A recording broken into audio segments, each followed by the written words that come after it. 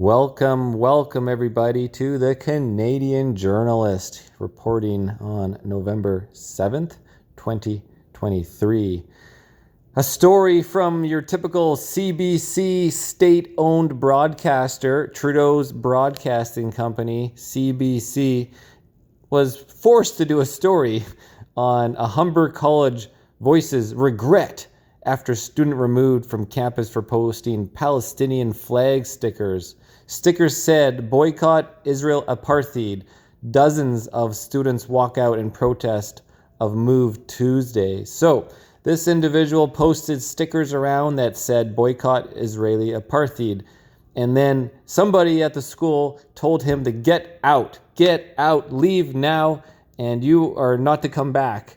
And then students organized a walkout. So let's get into it. And now they were told to bring him back, and now CBC is told to do a story.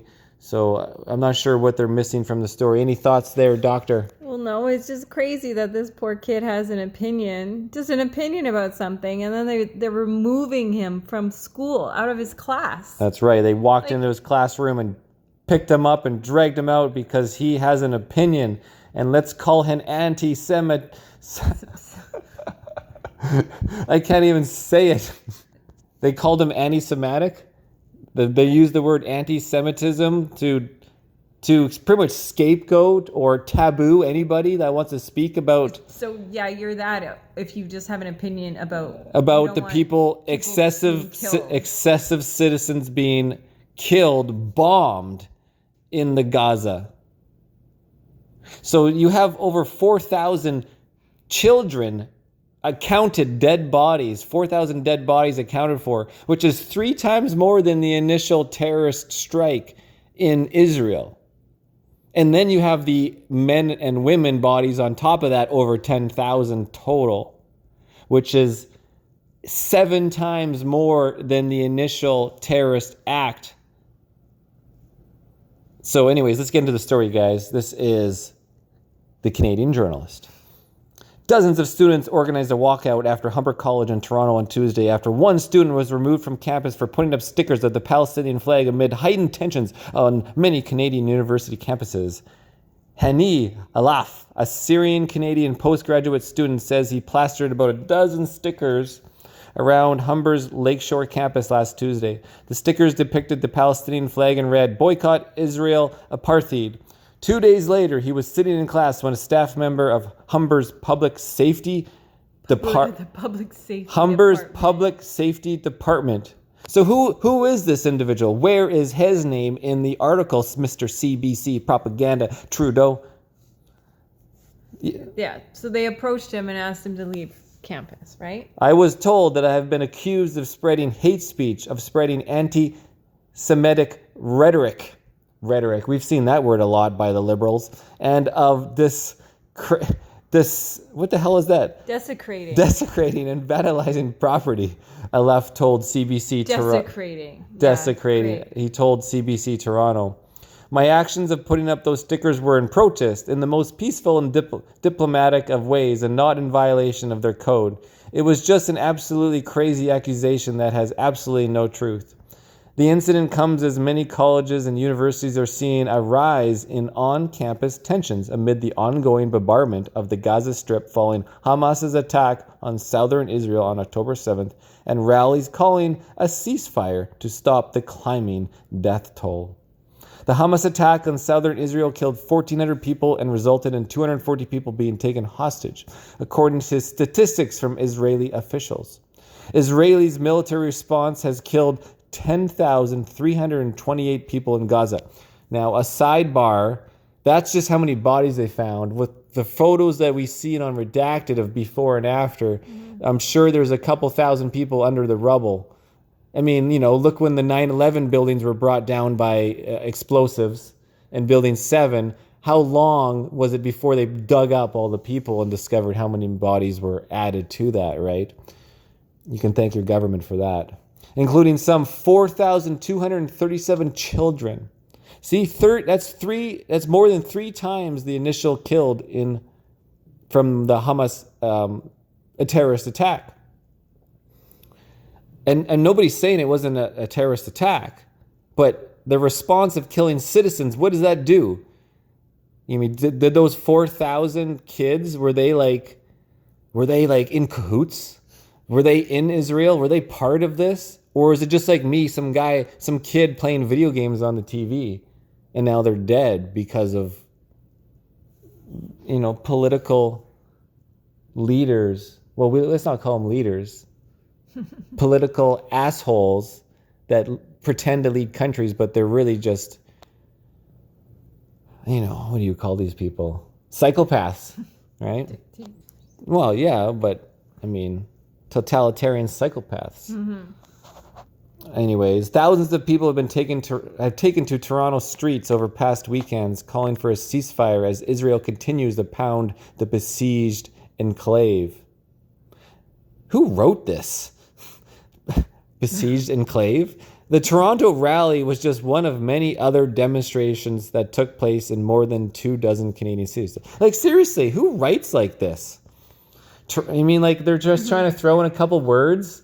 I really would love to see the full true story, because of all of my news stories when I talk to the guys, even at Western Standard and certainly at Castanet, they always do these stories and leave out 90% of the facts. And then what they do put in is often 50% wrong. Mm-hmm. So imagine what the actual story is beyond this story, but we don't know, right? Because it's not my story.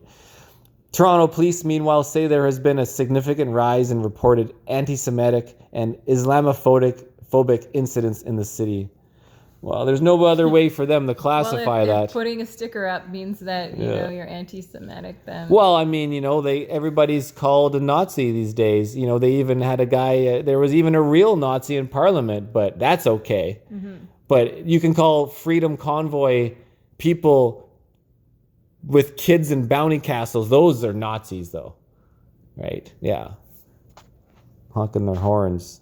We should run over them with horses and shoot them with tear gas. Take all their money. Not just shoot them with tear gas, but actually shoot them with the tear gas canisters. True story. Yeah. Alaf,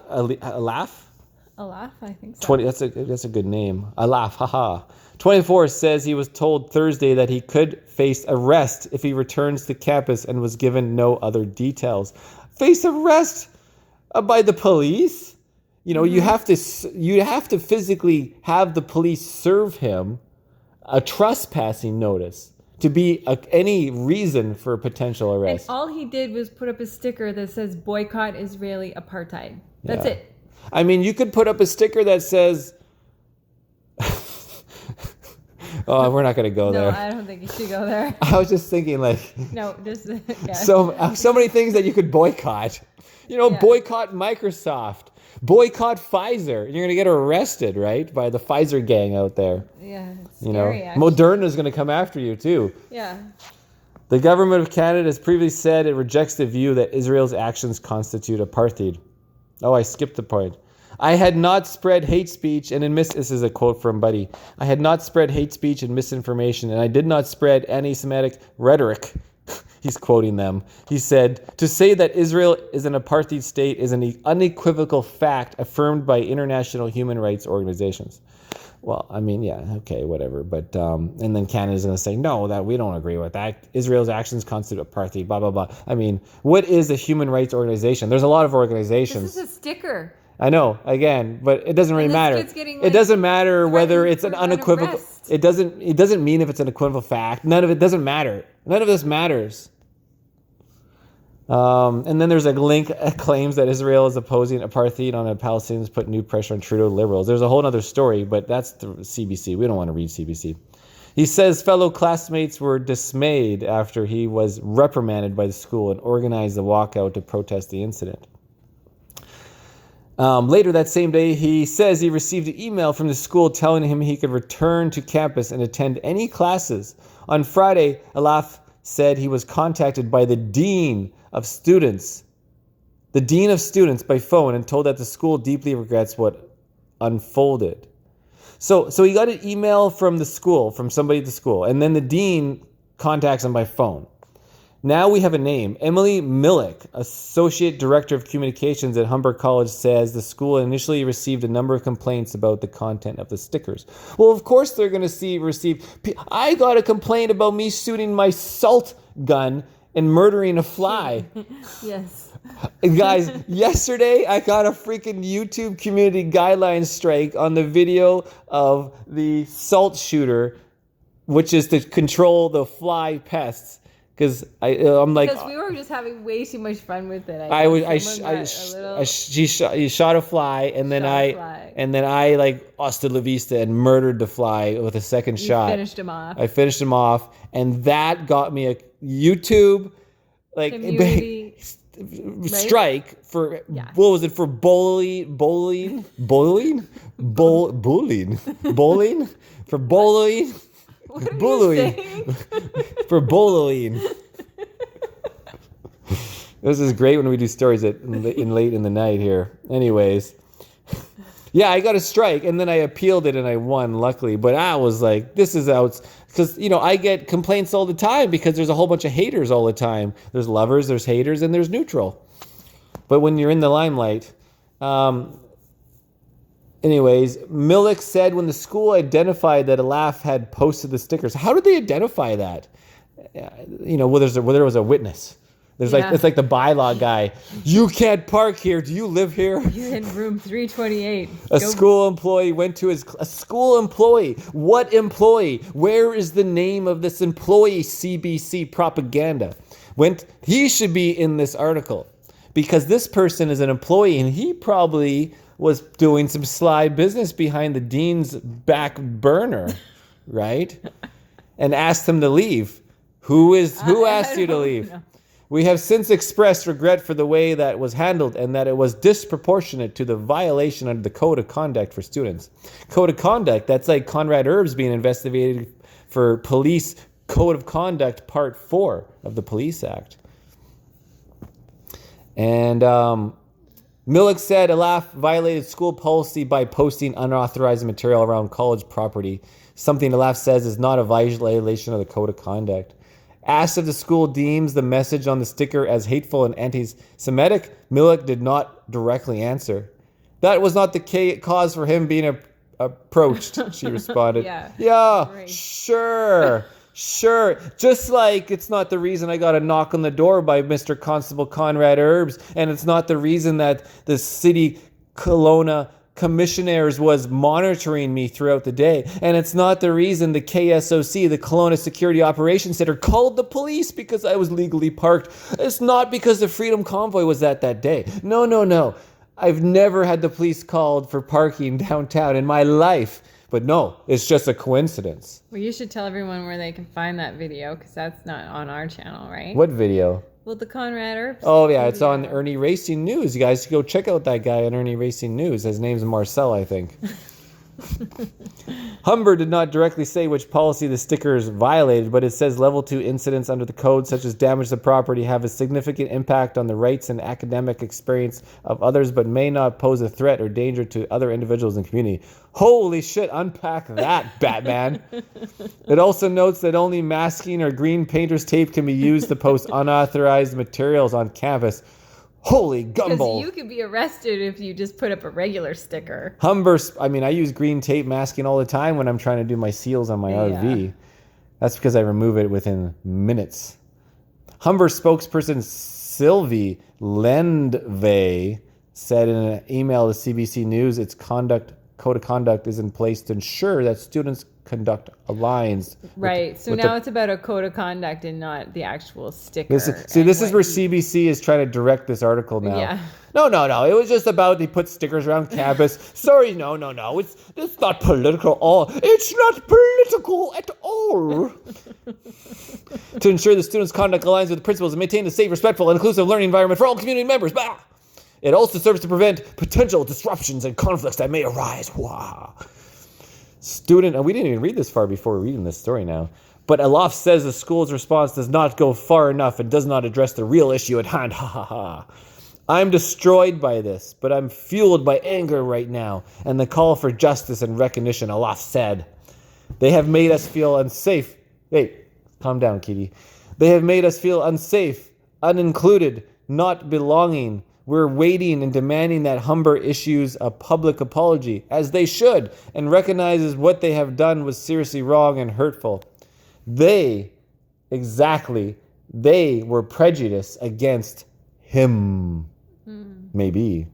Somebody was prejudiced against somebody. Somebody labeled him a protester and a suspicious person on the security report. The group of students is also calling on the school to do its due diligence and was looking into student complaints before disciplinary action.